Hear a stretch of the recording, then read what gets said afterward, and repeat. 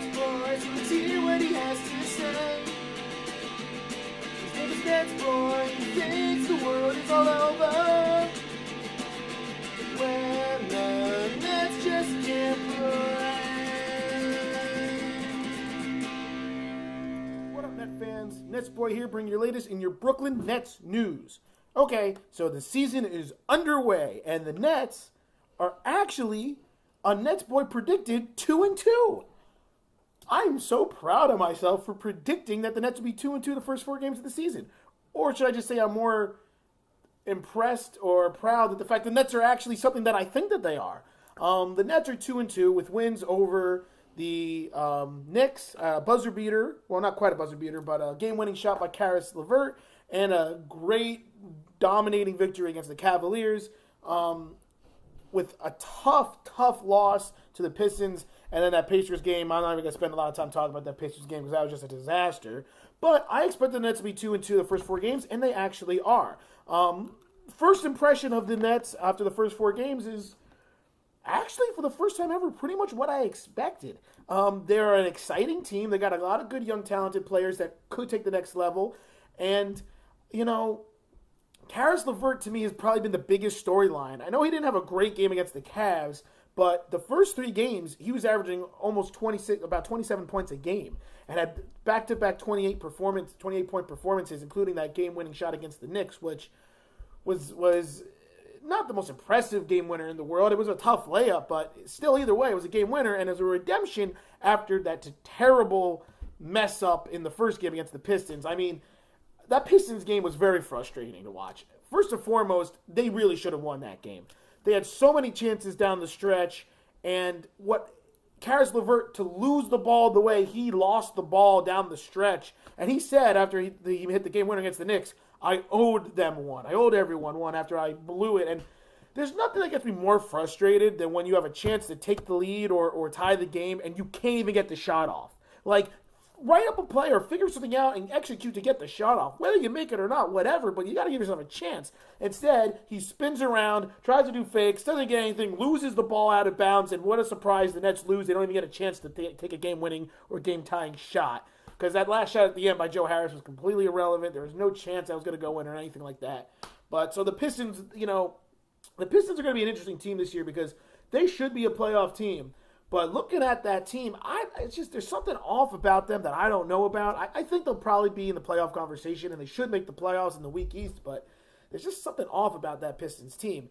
To me, the highlight about that game was just simply the great block by Jared Allen on Blake Griffin. I mean, I watched that play 3 or 4 times over and over and over again, and I think it was fantastic, and that's exactly what you want from Jared Allen.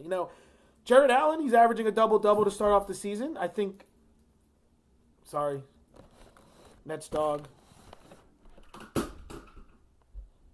Yeah. He's, I guess he wants to make a cameo. Actually, you know what? NetsDog, you want to say something? Come here. Hey, stop fighting me. We're not playing. Ah.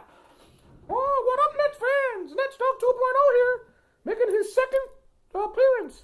I guess I'll come in and talk about what I think of the Nets so far. Obviously, NetsBoy talked about the Piston game, but I want to talk to you about the Knick game and Caris LeVert. Now remember, I told you, he's my favorite player, Caris LeVert, and he has looked fantastic so far this year, averaging over 20 points a game. He seems to be one of the go-to players down the stretch. He makes a lot of good, smart plays, and I think he has the chance to be one of the best players on the team, and I think he's personally better than D'Angelo Russell, who's looked inconsistent. So I think Wolf LeVert is the key to the success of the Nets moving forward. I think very highly of him, and I think that he's going to continue to grow and become the leader of the Brooklyn Nets. Yeah, so let's see what happens moving forward, because that game-winning shot by LeVert was great. He drove to the basket, he didn't drive to the basket, he did. He was on the isolation, and then he went to the basket, took some contact and finished, and the Nets won. Wow, Nets won! And it was great, and I'm very happy. And he's got to continue to grow, and I think very highly of him. I already said it like 6-7 times, but I'm just excited. So, yeah. Anyway, so that's what I think about that Knicks game and Caris LeVert moving forward. He's the key to victory! NetsDog 2.0, signing off. LeVert! Okay, back to the bed you go. So that was the Pistons game when I talked about it, and let's all just talked about the Knicks game. And the Knicks game was the game that I feel like the Nets could have taken over more, but down the stretch, LeVert, boom, hit that game-winning shot, and that's a great sign. We talked about how the issue with this Nets team is who's going to close out this team, close out the games, and it looks like it's going to be LeVert. They gave the ball to LeVert with the Pistons game, even though he didn't succeed, but then he hit the game winner. The Indiana Pacers game, I told you, I'm not even going to talk too much about that. The whole team just played like crap, and it happens. It was a back-to-back. This team is not good enough where they're going to play great every night, and so they were due. Plus, I think the Pacers are a very good team, and they're definitely a playoff team, and I see them maybe being the 4 or 5 seed this year. I think they're better than the Wizards, in my opinion. So I think they could be the 4 seed this year. So, not going to look too much, harp into that. That was just a bad game. And then the Cavs game looked amazing. Now, I'm not going to talk a lot about the Cavs game because, to me, the Cavs are just a terrible team. And watching that team, it's just, they don't know how to play without LeBron anymore. They were so LeBron reliant, and I think they'll figure it out down the stretch. I think the Cavs are not as bad as 0-4, but I think that at the start of the season, they have no idea how to play the game of basketball because the last 4 years has just been, here, LeBron, you do everything and we'll play off of you. Well, now you don't have that guy. So it's supposed to be Kevin Love, but Kevin Love's not getting the touches that he should be getting for someone who's supposed to be your star player. So what I'm trying to say is that was a great win by the Nets. The whole team looked great, but to me, it was just more about the fact the Cavs were so bad than the Nets were so good, though the Nets did hold them to 86 points, and they really everyone had a good game. D'Angelo Russell finally had a good game, which he really is frustrating me. The first 4 games, he hasn't really done anything, D'Angelo Russell. He was the lead scorer in the Cavs game, but he wasn't even that good in the Cavs game. He had 18 points, but he was 6 of 15 shooting. So that's barely over 33% shooting. So it's not like he shot well. Yes, I think he had 8 assists, which is good, but I don't know. I'm still expecting more from him. Like Karis LeVert, like NetsDog has said, is living up to the expectations. Rondae Hollis-Jefferson was back for the first time, and he looked a little rusty, but he still looks like a good player. Jarrett Allen, I really love what I'm seeing from Jarrett Allen. He's proven to be a double-doubles guy, blocking shots like there's no tomorrow. He just needs to get a little bit better rebounding-wise, which does take me to the one point about that Pistons game. I got off topic, NetsDog jumped in.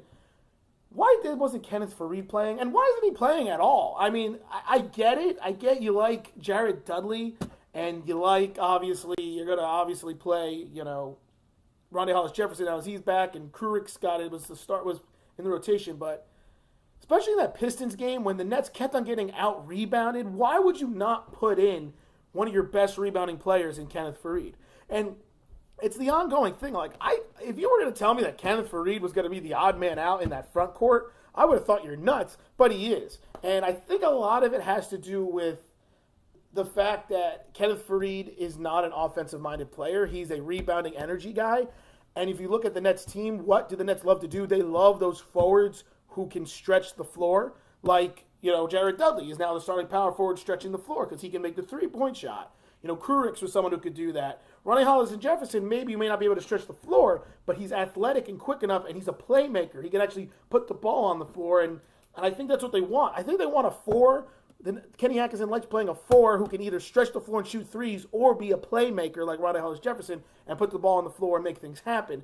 And I guess that's why Faried is the odd man out right now, because Kenneth Faried is really just like Ed Davis. They're both rebounding guys who are with a lot of energy and are good on the boards, but they don't do anything else that great. So I think maybe that's why he's the odd man out. But in that Pistons game, when they were getting destroyed on the boards between Andre Drummond and Blake Griffin, I don't know why Kenny Atkinson didn't say, hey, Faried, you're in. Let's put Faried and Ed Davis out there in the front court just to crash the boards to stop them from getting all these offensive rebounds. But I really think they should have won that Pistons game. I really think the Nets should be 3-1 right now, to be honest. But I'll take 2-2.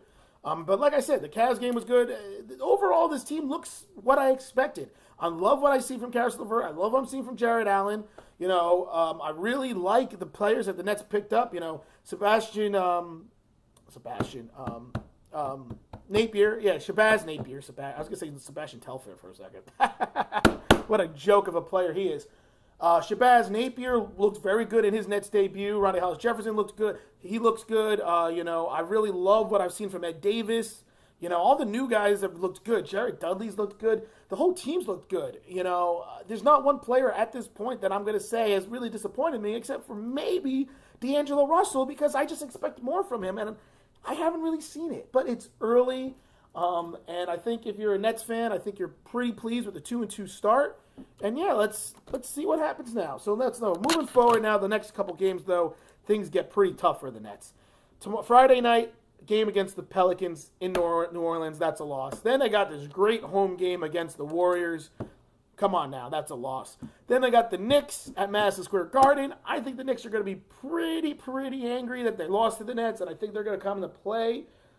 Personally, I think the Nets are better than the Knicks, but who knows, because I think the Knicks are, like I said, they're angry, so that's a tough game. But I think the Nets can win that one. And then the game against the Pistons, I think the Nets should have beat the Pistons last time, and that game will go either way as well. So I don't know. Those next two games are going to be losses. There's no way the Nets are going to beat the Pelicans. There's no way they're going to beat the Warriors. So they'll lose the next two games. So they've got to have to win one of those two games against the Knicks or the Pistons. So I think a 1-3 stretch the next 4 games is a possibility. And, things don't get easier after that. They got the Rockets and they got the 76ers. The Suns after that, that's a winnable game. But they really have a little bit of a tough stretch. So that's why it was crucial that they won those 2 games. Next 4, if they go 1-3, I'll be pretty happy, which puts them at, 3-5 for the season. But, like I said, I don't expect this team to really be more than a 30 to 35 win team. So that's on pace for that. So that's okay. But we'll see what happens, because the one thing about this team is they do play hard, and I do like the ball movement that I've seen so far, and I do think that LeVert and Allen and all those guys are really showing that they could compete. So we'll see what happens moving forward. So there you have it. That's my Nets boy, my first impressions of the season. Pretty pleased with everything. We'll see what happens moving forward. Keep your eyes open for the next Nets boy. And until then, this is Nets boy. Oh, NetsDog. Hey, come back. Come sign off. And NetsDog. Signing off.